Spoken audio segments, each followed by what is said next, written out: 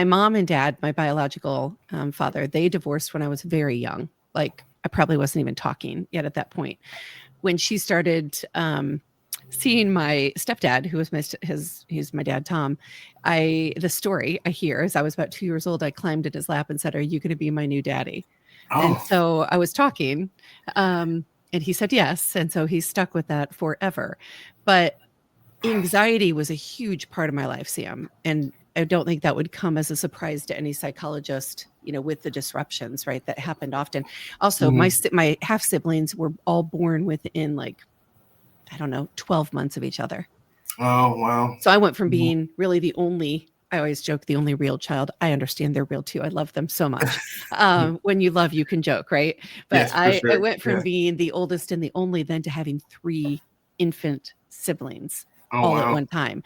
But Mhm. anxiety was a huge part of my life. I think some of that is just how I'm made genetically. And then some of that was probably situational. And so when I was in 4th grade, I actually was hospitalized for an entire month at Riley Children's Hospital in Indianapolis for Oh, what wow. they called school phobia at the time.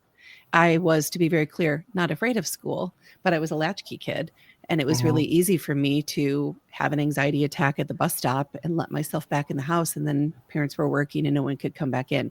So And you'd I be would done. Yeah. say, as the biggest answer to your question, anxiety ruled my life for a long time and then has had its grip on me over my lifetime. Okay. All right. And I